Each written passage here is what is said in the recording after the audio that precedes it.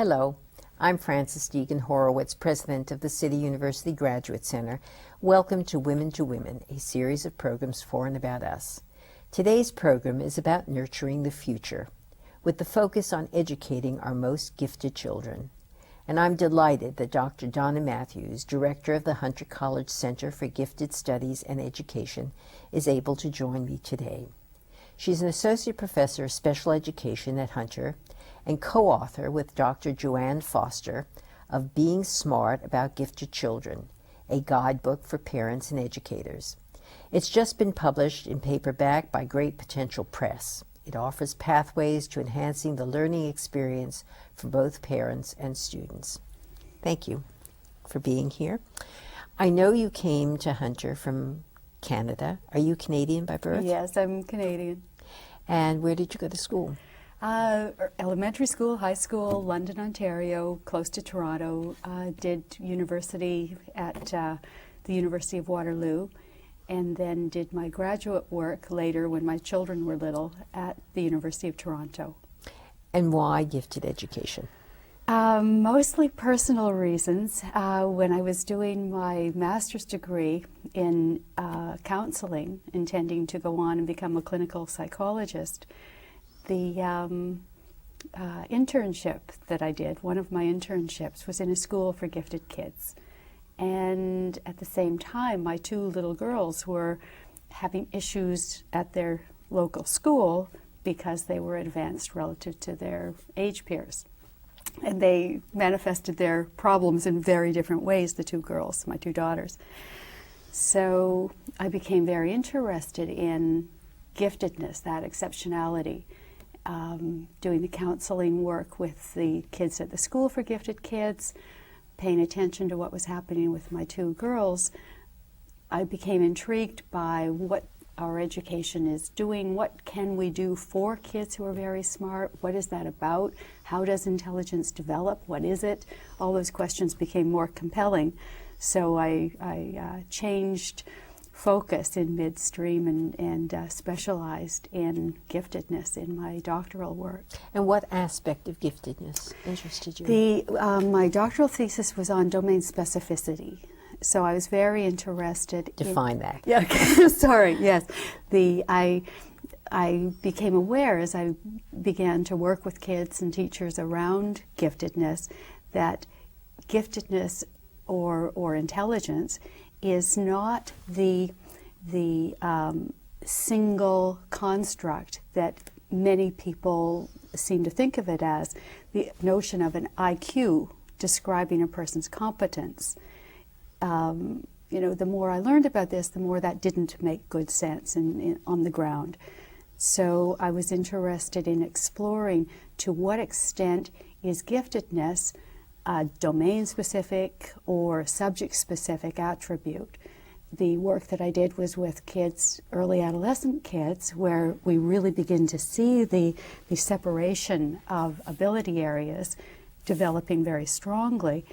I looked at mathematical competence, linguistic competence, and social-emotional competence or intelligences.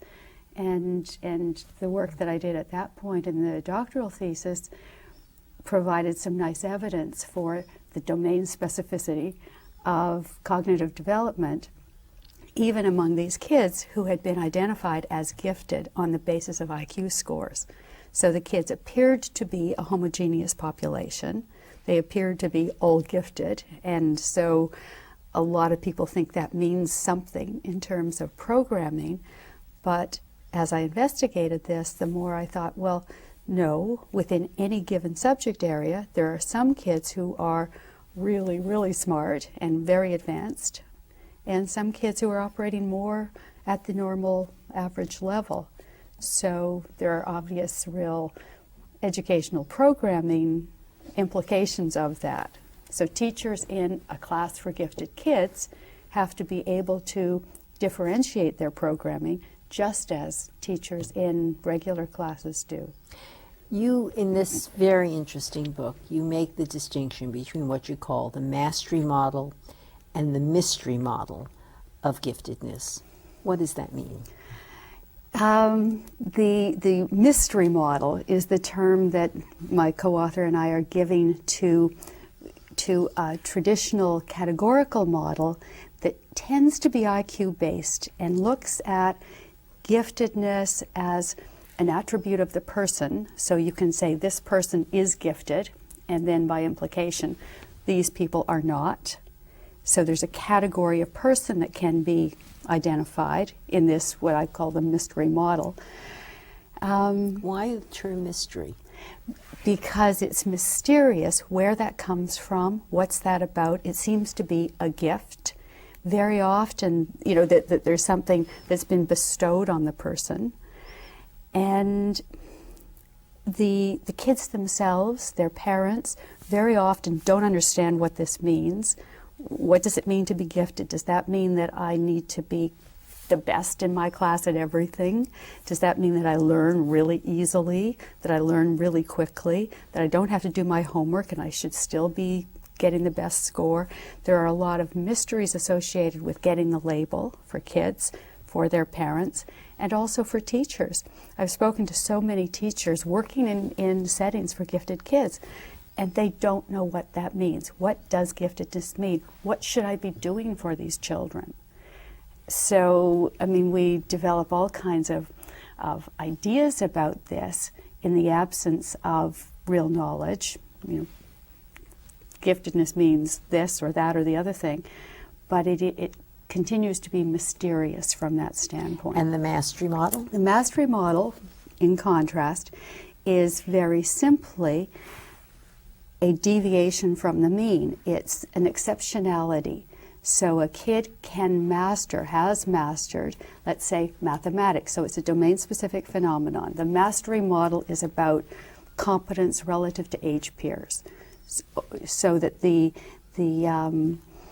thinking about mathematical development, if we have a child who's in the 5th grade and understanding mathematical concepts at 9th grade or 12th grade level, that child is gifted mathematically. Right. But maybe not in any other domain. Perhaps not, exactly. So what are the implications of this? Because there's so much pressure periodically to have schools for the gifted. Mm-hmm. So if there's a school for the gifted, but any given child in that school may be gifted in only one or two of these domains or areas, Mm-hmm. does this make sense to have a school for the gifted? It can make sense in a very large population like we have in New York City. My work is with the Hunter College campus schools. I do a lot of work at the Hunter College campus schools, which are schools for gifted learners. And I think it makes very good sense within this large population to be pulling in kids from across the city who are highly exceptional relative to their age peers, so that their learning needs are unlikely to be well met without some kind of clustering like this. In a smaller location, it wouldn't make sense at all. So here in New York, we have all kinds of opportunities and possibilities for kids. It's only a few who I think would benefit best, whose best learning needs would be well met at a school like that. What is the challenge in a regular public school to address the individual needs of children who have gifts in particular areas? I mean, the challenge is first to identify that, to know the nature and degree of exceptionality, and then it's to figure out what to do with that. I mean, it is a very simple special education model of understanding kids' learning needs along a continuum. Well, your appointment's in special education. Yep. And you make the point in this book that gifted education is a form of special education. But the cultural concept of special education is for children with delayed development or learning disabilities or other kinds of handicapping. And most people wouldn't accept that the gifted child is a special education child. Mm-hmm. I mean, it is an interesting conversation that in Canada was well understood, that the in Ontario, the legislation, the special education legislation, includes gifted kids. We're talking about exceptionality. It makes sense. It also, by thinking about giftedness as an exceptionality, it makes it a whole lot easier to understand and program for those kids who've got dual exceptionality. The kids who are deaf and gifted, the kids who are learning disabled and gifted. So it makes good practical sense. But what about just the plain old gifted child who doesn't have any? Who doesn't have these other things? From that standpoint, I guess it's interesting to me that it's striking and noteworthy here in New York in a way that it wasn't in Toronto. It's fascinating to me. So that suggests there is a different culture around high ability. So I haven't yet figured out what that is, what that means. Well, I think it's the case in the United States that historically we've kind of had a love-hate relationship with giftedness. On the one hand, there are periods of time where people say the resources are so limited and some children have such tremendous needs, the gifted will get along, they don't need our resources. Mm-hmm. And other times, like when we had Sputnik, and there was this great concern about competitiveness globally, that we had to identify the children who could make the contributions to those special needs of the country. And then lots of money gets poured into those programs. Then the money disappears, the programs disappear. Do you understand? Coming from Canada, do you understand this? I do understand that, and we have similar things going on in the Canadian political and educational scenes. I think one of the differences here that I think is interesting, that I'm trying to point out in this book actually, is that the Sputnik response, the class spending, the gifted education spending response really works very well within a mystery perspective, that gifted kids are somehow different than other kids in some mysterious kind of a way, and they'll do just fine regardless. Sometimes we look at them as this resource that we have to invest in the Sputnik era, for example, and the rest of the time we think that they've already got extra. Why do we want to give them more? So by understanding it as domain-specific mastery or exceptionality, it simplifies what it is we're doing. We're thinking about good education. So I'm really talking in this book and generally about what I see as a paradigm shift in the field of ways of thinking about what giftedness is. It means giving up the iconic status of the IQ. Very well said. Yes, it does. It absolutely does. But it's going against a long cultural enshrinement of the IQ as the measure, high IQ, gifted, right, as an equivalent, whereas you're saying it's really not. I mean, is there research to back that up? Well, yes. I mean, and that's what this book is really all about. It is emerging from the work that I've been doing for the last 20 years in this field, that some of the work that you have done in this area, the developmental perspective on what giftedness is, when you understand giftedness within a human development perspective, it becomes much simpler and less mysterious. And less of a permanent, quote, trait, yes, that's sort of ingrained in the organism. Exactly. Because one of the things you talk about in here, with which I agree, is that a child can be gifted in a particular domain at a particular point in development, and that may not be true later on or before. That's right. To what do we give, what accounts for that?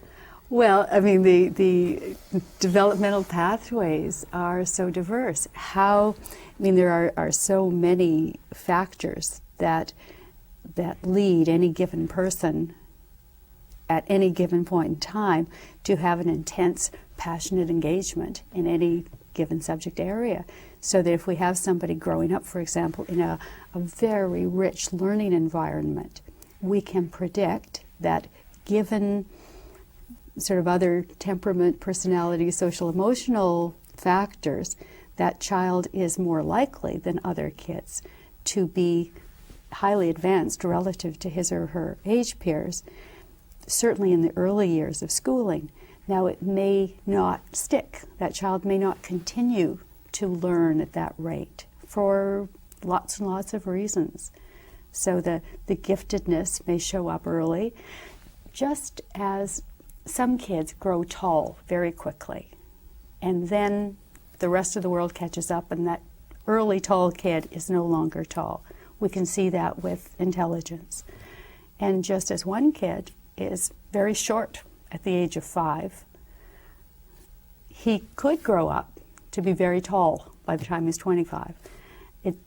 But Donna, human development is, that analogy, I think, may be a dangerous one, because you don't have to do anything about height. Yep. It's going to happen. Well, there are nutritional and environmental constraints and factors, but basically, it's more. So come back to the hard question. We have limited resources to educate all of our children. Why commit a portion of those resources to children who are identified as gifted, whether in the mystery or the mastery model, and particularly in the mastery model when they may not be gifted in that later on, and we have so many other needs? Okay, well, it's a very good question.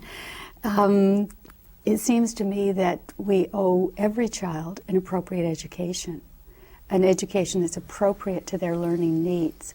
So if we have, the child I talked about earlier who's highly advanced in math, one of the ways we can address that is accelerating that child mathematically, which actually, in the end, may save us money collectively. How?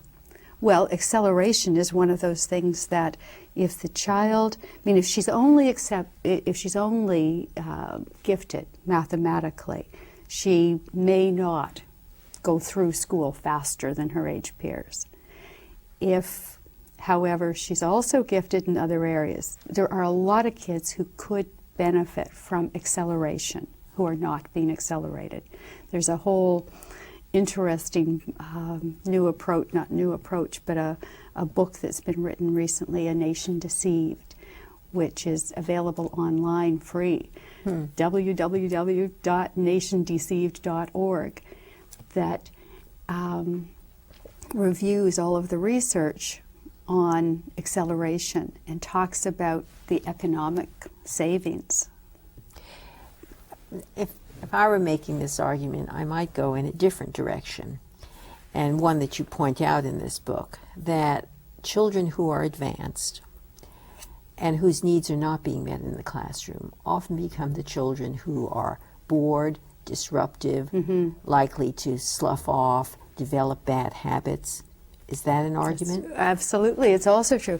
One of the arguments that I make is that we can't afford not to address the advanced learning needs of these kids for all of those reasons, on a personal level and on a societal level.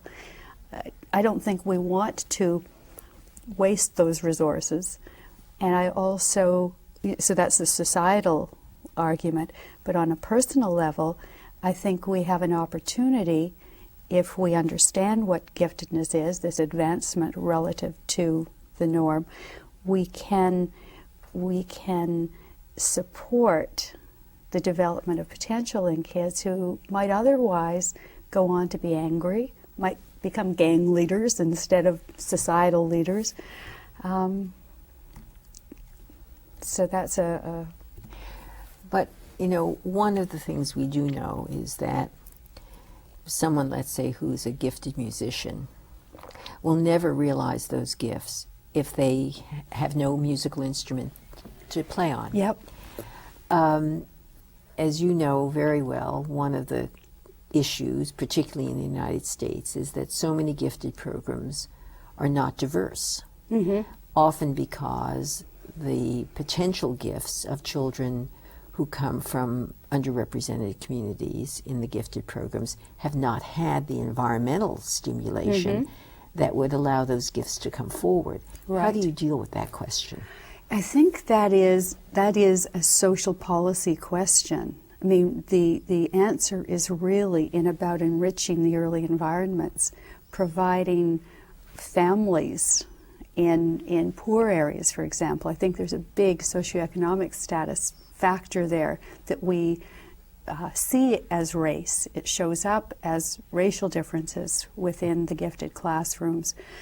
But in reality, I'm thinking that there's probably a much stronger socioeconomic status, sort of cultural dimension to this, that if we provided opportunities for parents to learn, for new parents to learn about parenting skills, the way to support cognitive development in kids, just as we provide parents with nutritional information, if we can support them in their early parenting years and help them figure out how to, for example, listen to children as they begin to talk, support the language development. I mean, that whole area of early language development is critical to cognitive development, obviously.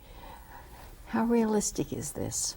I mean, you're often talking about families where parents are holding down more than one job, where time is very limited, where resources are very limited. What are the chances of using the school as a nurturing thing to help children express many of these gifts? Certainly, I think that that's imperative that we do that. I think that it's a necessity. It's something that we can't not do. It's as important as anything else we do collectively to make our schools places where all kids can learn. I mean, that's really the No Child Left Behind philosophy, but making sure that the enrichment is in place as early as possible. So the schools are a very good place to start thinking about supporting high-level development, high-level cognitive development in children. If we want to see more racial diversity in our gifted classrooms, I think we have to start sooner than that. Well, I mean, there are some people who take the point of view that all children are gifted, and that if our classrooms had the enrichment, all children would show that they have these gifts. What do you say to that? Well, I mean, the more we know about brain development, those early few months and years are very important.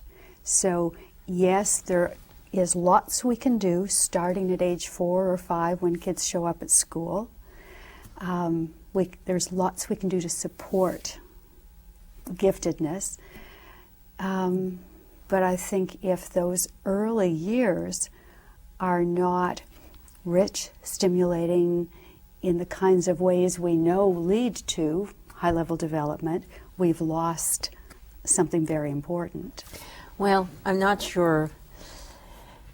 I think the early years are very important, but I think not having the stimulation in the early years does not close out developmental opportunities. Of course not. I totally agree. I don't think anything closes it out forever. I mean, I think, somebody who's 70 years old and just beginning to get interested in intellectual development can grow hugely. I think, while there is life, there is hope cognitively, and in terms of the brain, it's highly plastic. So I would totally agree that we can start, and there's lots of good reason to work hard in our schools. Let's come to New York City, a very challenged school system, very under-resourced, though some people would argue with that. What do you see New York City doing vis-a-vis addressing issues of gifted education? I mean, I was really pleased to see in the mayor's State of the City talk a couple of weeks ago a commitment to gifted education, a commitment to maintain all of the current programs, and then to expand them into all neighborhoods, which takes us to what we were just talking about, making sure that all kids in all neighborhoods get the opportunity to develop their giftedness. So I was very, very pleased to see that. As with No Child Left Behind, there will need to be some effort invested in making sure this happens, some money invested in making sure this happens.